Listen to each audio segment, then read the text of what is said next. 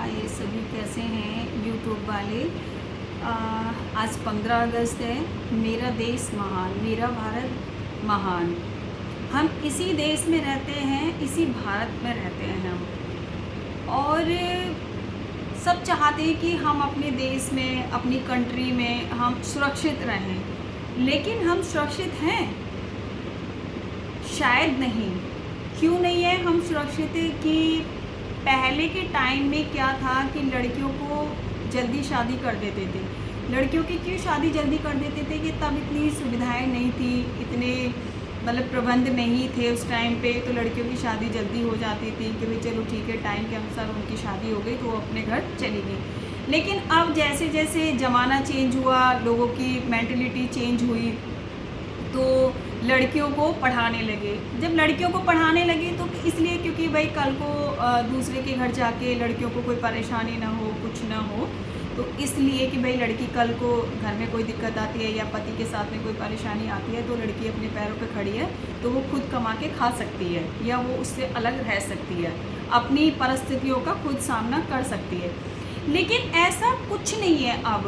अब कोलकाता में जो एक लड़की के साथ जो हुआ है, उसने डॉक्टरी का कोर्स किया और कोर्स करने के बाद वो अपनी ट्रेनिंग पे जा रही थी, अपनी माँ को बोल के कि माँ मैं अपनी ट्रेनिंग पे जा रही हूँ, और उसके साथ एक डॉक्टर ने मिलके 10 बंदों के साथ में उस लड़की के साथ रेप किया। और रेप भी इतने गंदे तरीके से किया है कि जो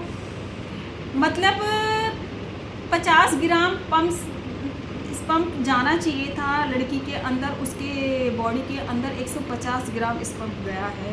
उसकी हालत इतनी बुरी है और उसका प्राइवेट पार्ट भी काट दिया है। तो आप सोचिए कि लड़की सुरक्षित है क्या? नहीं है ना सुरक्षित। क्यों नहीं है सुरक्षित? क्योंकि आजकल अपनी बहन बेटी है, दूसरे की बहन बेटी नहीं है। वो क्योंकि बड़े पॉलिटिक्स से जुड़े हुए हैं, इसलिए उनके साथ कुछ नहीं हो सकता है। मैं तो ये कहती हूँ कि वो चाहे पॉलिटिक्स के साथ जुड़े हुए हो, चाहे वो किसी के साथ जुड़े हो, उनको गरसे से और लकड़ी के खत्ते पे रख के ना और उनको ऐसे करके ना काट दिया जाए ना, तब पता चलेगा कि दर्द और रहम क्या चीज़ होती है। एक बेटी को मार के ना उसकी माँ से, उसके बाप से पूछ के देखो, घर में अकेली बेटी थी, भाई नहीं है उसके कोई भी, तो उसकी माँ और बाप पे क्या बीत रही होगी। तो प्लीज़ मेरी हाथ जोड़ के रिक्वेस्ट है आप सभी से कि उस बेटी को न्याय मिले और इंसाफ मिले और बेटियों के लिए सुरक्षित के लिए सरकार से गुहार लगाई जाए। जय हिंद।